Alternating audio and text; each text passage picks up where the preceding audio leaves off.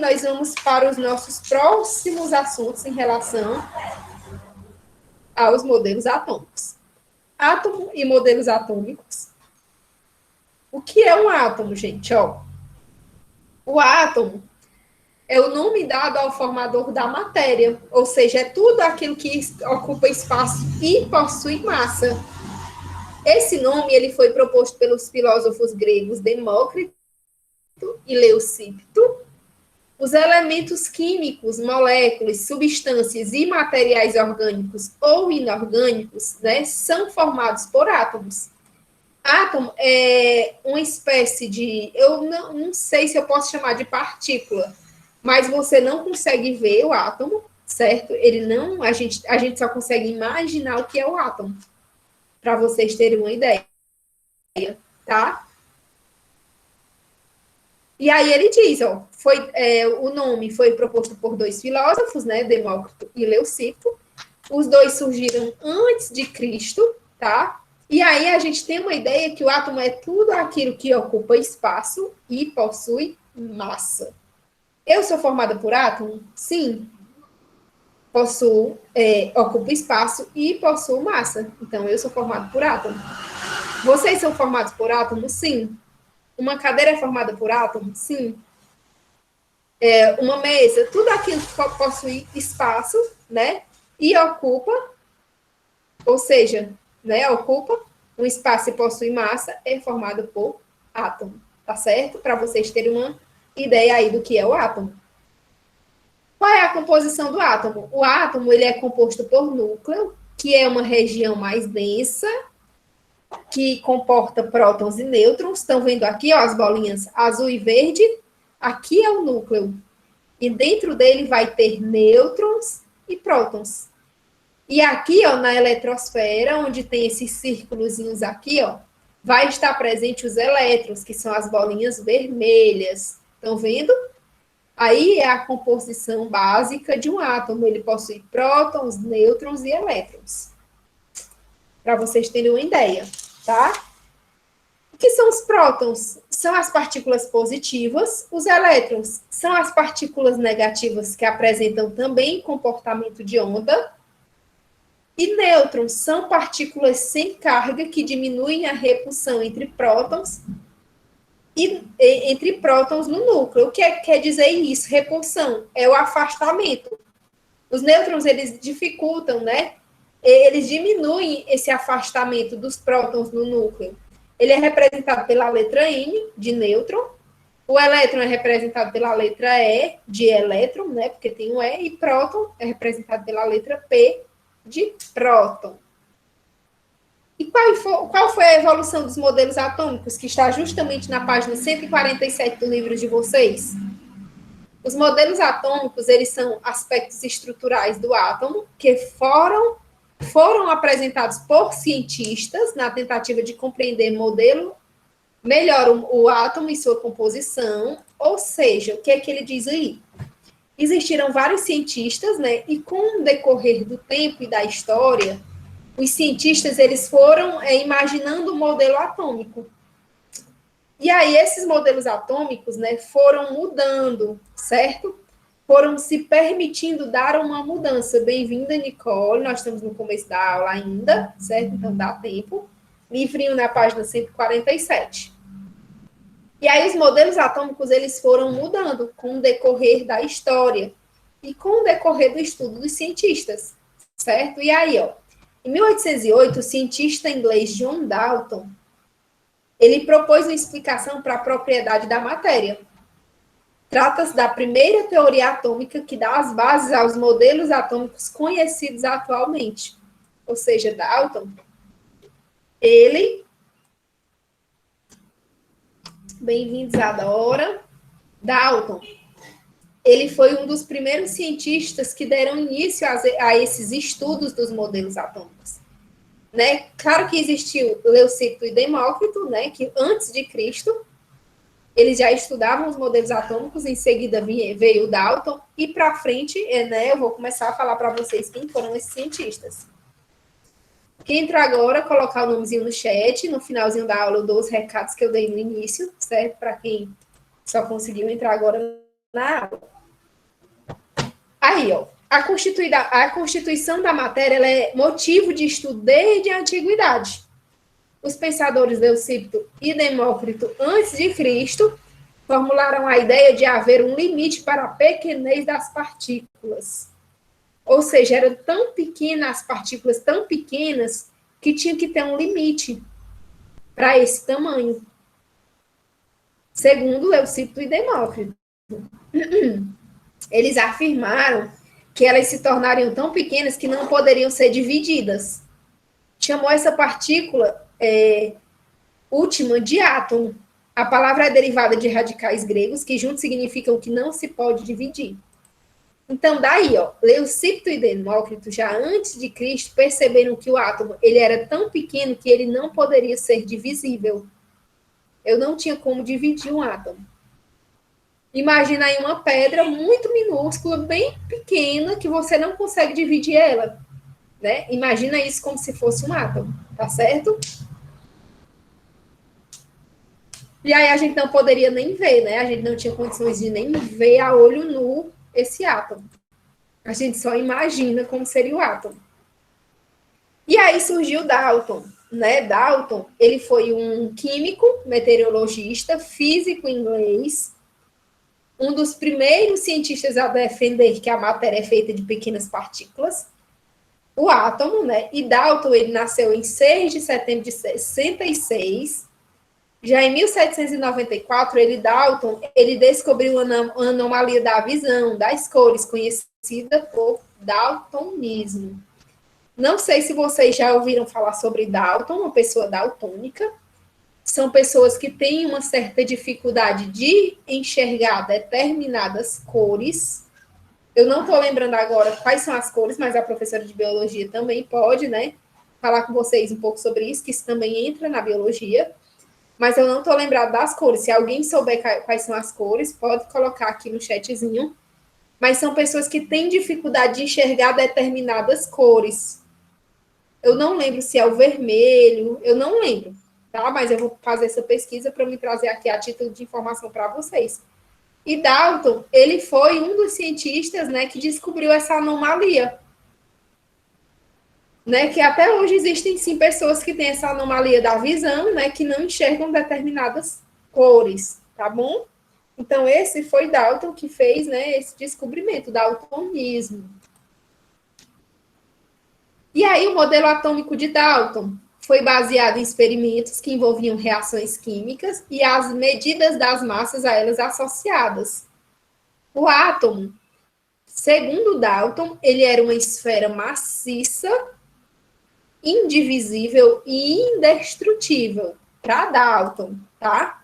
Era um modelo maciço, indivisível e indestrutível, tinha essas três características. E para ele, né, ele associou a uma bola de bilhar.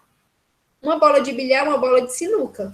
Pronto, né? A gente conhece o modelo de Dalton como o modelo da bola de bilhar. Uma sinuca, uma bola de sinuca, daquele jeitinho ali. Para a gente, né, ter essa ideia de como seria, né, o modelo de Dalton da época. Já Thomson, que tem na página do livro de vocês 147, que eu peço também que vocês também deem uma lida depois, tá? Thomson,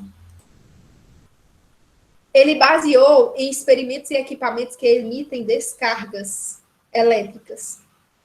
Ou seja, é descoberto o elétron, o átomo, além de passar a ter natureza elétrica, também é considerado divisível. Enquanto que o modelo de Dalton, o átomo ele era indivisível, já Thomson entendeu que ele era, sim, divisível. O átomo é uma esfera de carga positiva não maciça. Estão vendo? Ó, Dalton já dizia que era uma esfera maciça, já Thomson não era maciça, não era indivisível, ela era divisível. Incrustada de elétrons de modo que sua carga total era nula. Estão vendo aí o modelinho, o desenho? Ó? Aqui é o desenho do modelo de Thomson, que ficou conhecido como pudim, modelo pudim de passas, porque dava a ideia de ser um pudim de passas. Por quê? Porque tinha aí, ó, tinha uma característica não maciça, né? E tinha os elétrons incrustados, do mesmo jeitinho desse modelo aí, ó, com cargas negativas, estão vendo, ó? Ilustração sem escala e em cores fantasia, de modelo do atômico de Thomson, conhecido como pudim de passas. Era a forma de um pudim mesmo, certo? Com as passas. E as passas eram os elétrons negativos. É muito interessante esse modelo, muito, muito criativo, esse modelo de Thomson. Thomson, ele foi um filósofo inglês, conhecido como um grande avanço no entendimento científico da estrutura do átomo, um modelo que ficou conhecido como modelo de Thomson, que era o modelo pudim de passas, né? O seu trabalho forneceu provas práticas de muitas novas teorias sobre estrutura atômica, né, que apareceram naquela época. Em 1906, o que foi que aconteceu? Ele recebeu um prêmio Nobel de Física por suas pesquisas sobre condutividade elétrica dos gases, um estudioso, um cientista, né, muito, muito, muito, muito, muito inteligente. E aí o que foi que aconteceu? Ele foi um grande professor e destacado, né? Por quê? Porque 7 dos seus alunos e assistentes foram agraciados com o prêmio Nobel por seus trabalhos científicos. Gente, ó, 7 dos seus alunos foram agraciados com o prêmio Nobel. Então, assim, ele era um cara, né? Ele era altamente inteligente naquela época, para vocês terem uma noção.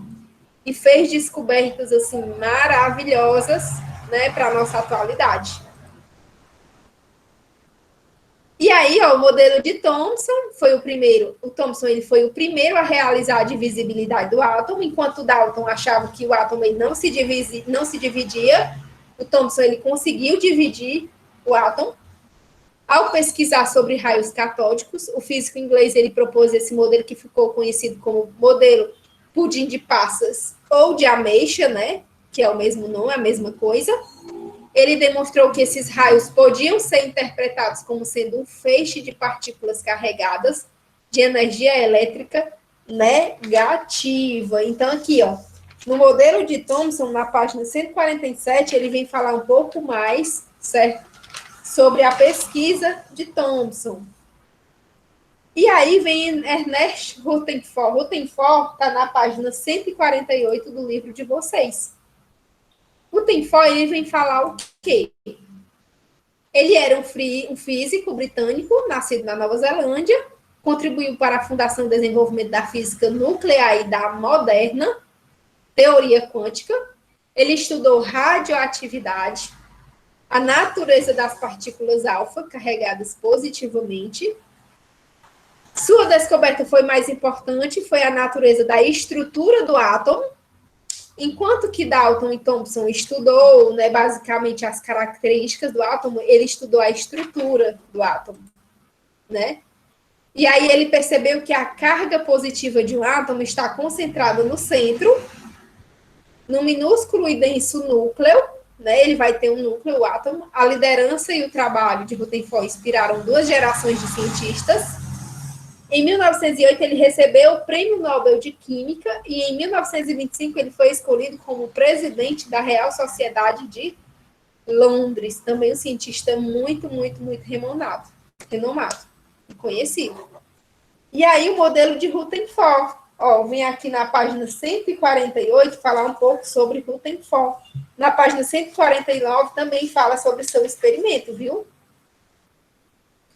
Ele era um modelo proposto em função dos resultados de experimentos com espalhamentos de partícula alfa. O átomo era nucleado, estão vendo o núcleo aí, a bolinha vermelha, denso, onde se encontra praticamente toda a massa do átomo, dentro dessa bolinha vermelha aí, com o núcleo circulando em uma região periférica denominada de eletrosfera, aqui os círculos em amarelo, conhecido como eletrosfera, praticamente sem massa. Os elétrons, eles ficavam, ó, aqui nessa eletrosfera, que a gente conhece também como orbitais, e muitos desses elétrons, eles passavam de um orbital para o outro. Esse modelo né, o modelo de Rutherford ficou conhecido como modelo planetário, certo? Muito interessante esse modelo planetário. Aí, ó, já mudou o modelo. Dalton era o modelo da bola de bilhar. Thomson era o modelo pudim de passas. Rutherford, modelo planetário, já vem um outro desenho, um outro formato. E surgiu também Bohr. Bohr, ele vem lá na página 157, certo? Fala um pouco sobre o modelo de Niels Bohr. Era um físico dinamarquês, nasceu em 1885. Ele propôs um modelo mais sofisticado. Segundo Bohr, quanto mais distante um elétron estiver em órbita do núcleo, maior será a sua energia. E ele ganhou o Prêmio Nobel de Física em 1922 pelos serviços de investigação da estrutura do átomo e da radiação de um deles que emana, certo? Então, assim, também muito conhecido, Niels Bohr, né, um cientista muito conhecido. E o seu modelo, ele ficou estruturado em conceitos baseados em física quântica. Postulados de Bohr, ele dizia que os elétrons moviam-se ao redor do núcleo. Estão vendo aqui na imagem, ó, o núcleo bem aqui, a bolinha vermelha. Já já eu vou mostrar o modelo dele para vocês. E aí, ó, esses modelos, eles ficavam-se, né, movendo-se ao redor do núcleo em orbitais circulares, denominados de níveis de energia. Enquanto os elétrons estiverem nessas órbitas, eles não perdem energia. Ao saltar de um nível de energia para outro, os elétrons absorvem ou emitem uma quantidade de energia bem definida e denominada de quanto. Como era isso? Está aqui o modelo conhecido de Bohr, que era conhecido como modelo planetário. O núcleo, o pontinho vermelho, e os elétrons, esses elétrons, eles se moviam de órbita. Tá? Os níveis de energia, estão vendo essas letrinhas K, L, M, são os subníveis de energia. E aí esses elétrons, eles saltavam de uma órbita para outra, ou seja, do K para o L, do L para o M, né? E isso necessitava de uma certa quantidade de energia para esse elétron poder saltar de uma orbital, né, de uma órbita para outra. E isso que Bohr, né, ele descobriu. E aí o modelo, né, de Bohr é o modelo planetário, tá bom? As teorias do físico dinamarquês, Bohr estabeleceu as seguintes concepções. Os elétrons que giram ao redor do núcleo não giram ao acaso, né? Não giravam por acaso, mas eles descrevem órbitas determinadas. O átomo é incrivelmente pequeno, mesmo assim a maior parte do átomo é espaço vazio. O diâmetro do núcleo atômico é cerca de 100 mil vezes menor que o átomo todo. Olha aí o núcleo, a bolinha vermelha. Os elétrons giram tão depressa que parecem tomar todo o espaço. Os elétrons nas órbitas giram, né, bem rápido. Quanto a eletricidade passa do átomo, o elétron pula para o orbital maior e seguinte, voltando depois à sua órbita usual. Quando eu falei que esses elétrons pulavam de órbita. E quando os elétrons saltam de uma órbita para outra, resulta numa luz. Bohr, ele conseguiu prever o comprimento de onda a partir da constituição do átomo e do salto dos elétrons de uma órbita para outra, para vocês verem a inteligência, né, de um cientista, que ele conseguia prever, né, até a carga, ele conseguia prever até o comprimento de onda, né, desses elétrons. Isso sem a gente conseguir ver. Vocês estão entendendo como é interessante se ele conseguir ver, ele conseguiu, né, causar tudo isso e fazer todo esse estudo. Muito rico, muito interessante. E aí, gente, ó, eu resolvi trazer para vocês somente falando sobre os átomos, sobre esse avanço das estruturas atômicas, né, sobre a evolução dos modelos atômicos e sobre os cientistas, sem abordar mais conteúdo. Por quê? Porque eu quero primeiro que vocês entendam sobre, né, a história da química, para depois a gente avançar, né, nos cálculos, e nos conteúdos restantes que vocês vão precisar também entender. Mas de hoje eu resolvi trazer somente isso para vocês, certo? Somente a evolução dos modelos atômicos. A atividade de vocês está em PDF, tá bom? Então, assim, para vocês tirarem um pouco desse costume de só fazer link e escrever um pouco, né? Quero que vocês façam a atividade no caderno em PDF, tá bom?